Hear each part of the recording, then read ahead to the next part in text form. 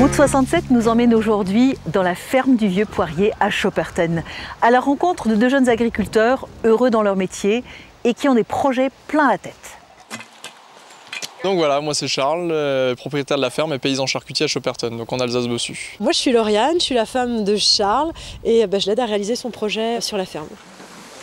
Ces deux Lorrains, lui fils d'agriculteur, elle ancienne vendeuse de cosmétiques, se sont installés ici en 2012 avec leurs deux petits garçons. Ils ont acheté ce terrain et son bâtiment de stockage pour y aménager leur ferme où Charles élève chaque année une centaine de cochons 100% bio. Mes parents sont exploitants agricoles aussi et il y a une quinzaine d'années ils ont passé en agriculture biologique, donc on était élevés là-dedans depuis tout petit, donc c'était quand même la logique des choses. On pratique l'agriculture comme nous on le souhaite et pas comme on nous l'impose. Chaque lundi matin, Charles conduit deux porcs à l'abattoir de Sarrebourg. Le mercredi, il récupère sa viande qu'il transforme en jambon, côtelettes, rôtis et saucisses que les clients peuvent acheter directement à la ferme. Bonjour. Le filet de porc fumé, mais le petit bout, ça là. On vend aussi par internet et on a un camion et un système de drive en fait. Donc les gens commandent sur le site internet, ils ont des jours avec des points de retrait sur différentes villes. On a Sarrebourg, Sarreguemines, Saverne, Phalsbourg. Et la crise que traverse la filière porcine ne les a pas touchés. Vu qu'on fait notre propre prix de vente, vu qu'on vend directement aux clients, on a notre propre marché en fait. Donc on n'a aucun problème avec ça, quoi. On dépend de personne finalement. À terme, ils veulent aussi éviter de dépendre d'une seule production. Des poules viendront bientôt rejoindre les porcs et Lauriane s'est lancée dans le maraîchage.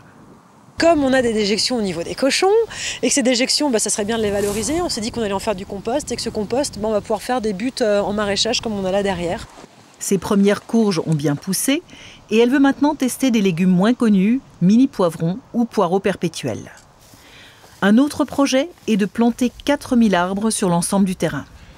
Donc voilà, là on arrive sur la partie future de l'exploitation. Donc c'est un terrain pour l'instant qu'on exploite uniquement pour de l'herbe, pour nos ânes et nos cochons. L'idée ça serait de recréer un environnement naturel pour les volailles et les porcs, voilà, pour recréer cet environnement de sous-bois. Voilà, donc plutôt que de planter n'importe quelle sorte d'arbre, de planter plutôt des fruitiers qui vont apporter de l'ombre aux animaux, ce qui était le but premier. Et la deuxième chose, c'est une petite récolte de fruits qui va finir au magasin.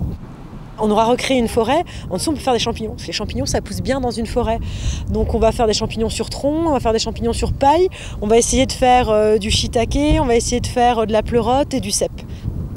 Avec le lisier des cochons, ils envisagent de produire du biogaz pour être autonomes sur le plan énergétique et veulent faire un atout de la source qui, selon les saisons, transforme leur terrain en bourbier. Tout autour de cette source-là, on va creuser un bel étang pour stocker l'eau tout l'hiver et pour être utilisé à la saison sèche, voilà, pour irriguer les cultures, pour irriguer le maraîchage, pour irriguer les arbres fruitiers.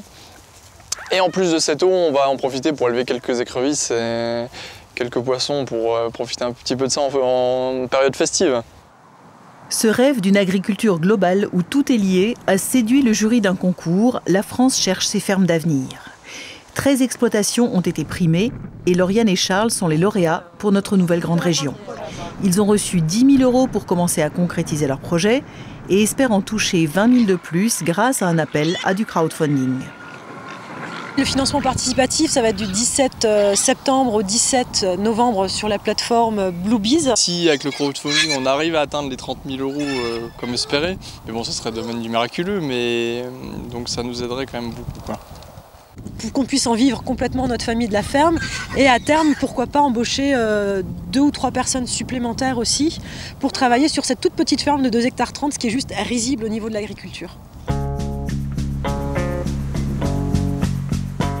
Et dimanche 20 septembre, la ferme du Vieux Poirier va ouvrir ses portes à tous ceux qui ont envie de découvrir tous ses projets.